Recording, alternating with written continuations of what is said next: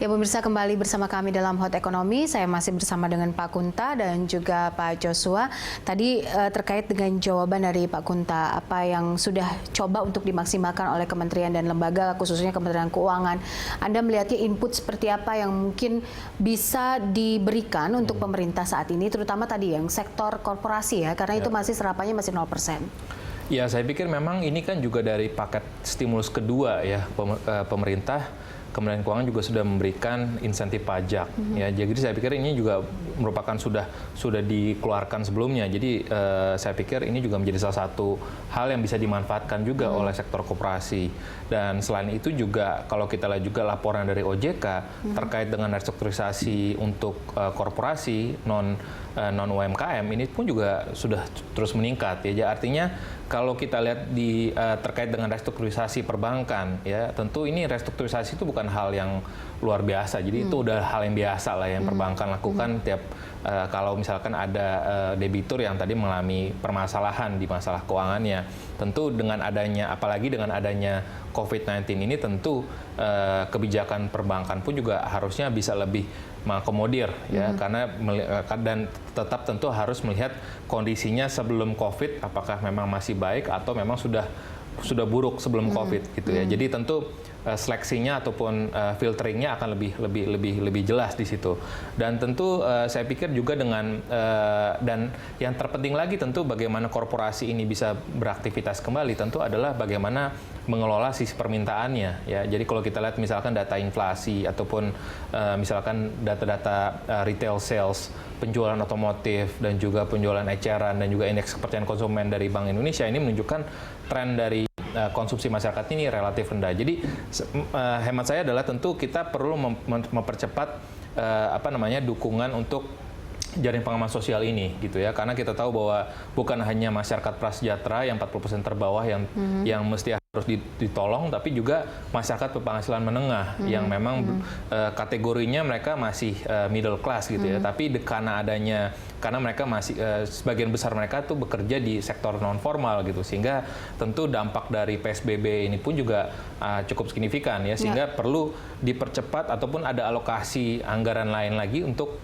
saya harapkan untuk yang masyarakat penghasilan menengah ini gitu. Selain karena kalau kita lihat juga BLT dana desa dan juga kartu prakerja itu realisasinya juga masih serapannya juga relatif rendah juga gitu. Jadi makanya tentu kuncinya adalah bagaimana penyederhanaan prosedur ya, dan juga kriteria dan lain sebagainya, dan juga tadi diperlukan keberanian juga ya dari PPK ataupun kementerian lembaga tadi supaya dana yang sudah dianggarkan ini benar-benar bisa diserap dengan cepat ya, harapannya tadi supaya karena memang ya tadi kita harus berpikir punya sense krisis betul ya Pak Jokowi, betul bahwa jangan kita memiliki sense business as usual gitu ya, karena Kementerian Lembaga memang polanya dari tahun ke tahun itu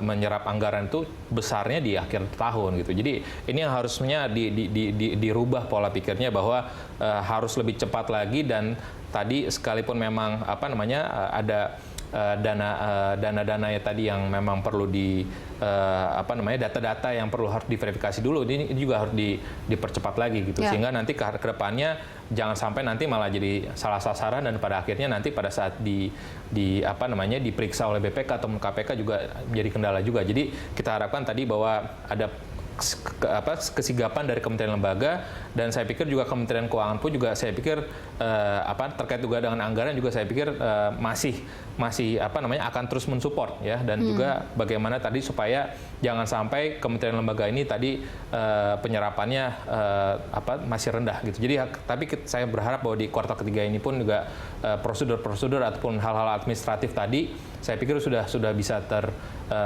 sudah tersolve ya, ataupun sudah terbenahi, dan kita harapkan nanti dampaknya akan mulai kelihatan nanti di kuartal ketiga ini. Baik, oke. Mungkin pertanyaan terakhir saya ke Pak Kunta adalah ada dua persoalan mungkin yang harus dikontrol oleh kementerian dan lembaga saat ini, Pak Kunta. Yang pertama adalah bagaimana strateginya pemerintah mempercepat penyerapan anggaran ini untuk masuk dan juga diterima oleh rakyat Indonesia. Yang kedua adalah dengan naiknya anggaran ini tentunya juga berdampak kepada kondisi fiskal kita, begitu kan?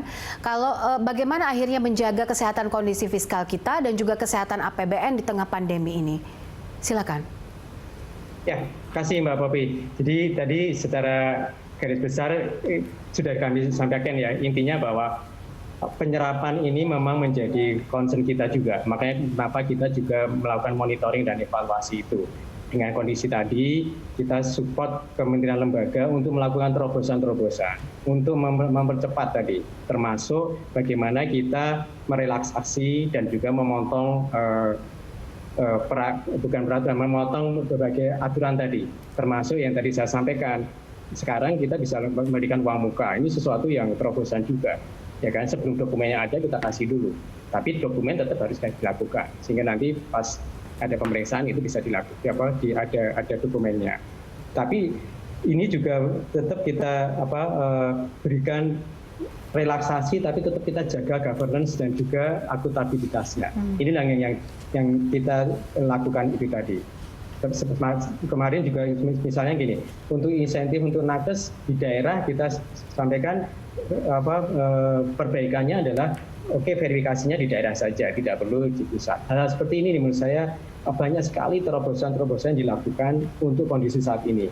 Jadi menurut saya COVID-19 ini dan kondisi krisis ini itu juga memberi pelajaran bagi kita bahwa perbaikan dan juga bagaimana menyederhanakan birokrasi, bagaimana kita melakukan sinergi baik antar KL maupun KL dengan Pemda, ini ternyata sangat bagus sekali dan ini mempercepat apa yang menjadi tujuan kita bersama.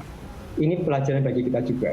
Kemudian yang kedua, bahwa kita tetap menjaga governance tadi. Ini yang tetap menjadi patokan kita juga. Jadi kita melakukan relaksasi, kita sinergi, kita bekerjasama, baik pusat dan daerah, tapi kita juga tetap menjaga governance. Termasuk kalau kita lihat ada beberapa hal yang kalau di kondisi COVID tadi ini pun ya, tadi kan kita bisa mengatakan ini yang melakukan stimulus dan juga melakukan pengeluaran rutin. Kalau kita yang belanja rutin tadi, ini juga bukan kendala, tapi memang kita melakukan penghematan. Yang tadinya kita ada rapat, kemudian kita ada mungkin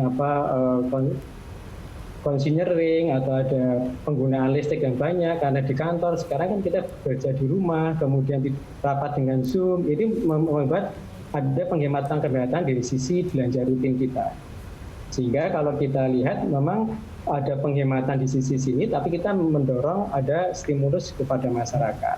Inilah yang balancing ini terjadi gitu. Jadi memang ada penyerapan yang lebih rendah dari sisi belanja rutin kita, baik di pusat maupun di daerah, tapi ada belanja-belanja yang untuk stimulus yang kita dorong, yang kita ingin penyerapannya jauh lebih baik. Dan juga kendala-kendala tadi yang kita monitoring terus gitu. Harapannya nanti setiap minggu kita akan lihat terobosan-terobosan apa yang membuat kita nanti realisasinya jauh lebih baik. Okay. Kemudian pertanyaan kedua mengenai bagaimana sih ke depan kondisi fiskal kita. Saya sepakat bahwa memang kondisi pandemik ini memang membuat perekonomian kita agak tertekan di tahun 2020 ini. Dan harapannya nanti 2021 akan jauh lebih baik. Sehingga biaya dari COVID ini mungkin akan menjadi beban kita nanti di dalam bentuk pembayaran bunga, bunga utang. Nah, namun dengan adanya saya tadi sampaikan, kita punya new normal gitu ya, bahwa belanja-belanja operasional atau belanja-belanja rutin kita itu bisa dihemat, ini menunjukkan fiskal space kita juga mulai terbentuk gitu. Sehingga kita pada saat ini pun kita sekarang bicara dengan sekarang ada pembahasan dari DPR, kita persiapan untuk membuat RAPBN tahun 2021. RAPBN 2021 itu basisnya adalah new normal yang ada di saat ini. Kita lihat sebenarnya kebutuhan kementerian lembaga untuk operasional dan untuk rutin itu seperti apa. Ternyata jauh lebih rendah karena kita meskipun kondisi kita bekerja di rumah atau kita tidak pernah tatap muka dan segala macam, kita bisa membuat perpu, kita bisa menyelesaikan persoalan-persoalan ini gitu kan, persoalan bangsa ini. Sehingga ini menunjukkan bahwa penghematan itu bisa dilakukan. Oke. Termasuk mungkin ke kantor itu, office itu mungkin kita nggak perlu sebanyak sekarang ini. Baik. Tapi intinya bahwa kita punya banyak fiscal space yang bisa kita gunakan untuk meng-counter dalam arti mungkin ada biaya-biaya dari adanya COVID ini. Dan juga kita juga mengharapkan nanti dari sisi penerimaan pajak, baik pajak ya juga dan pabeanan itu kan juga sudah mulai membaik di tahun berikutnya. Sehingga inilah yang kita tetap menjamin bahwa sustainabilitas itu tetap ada.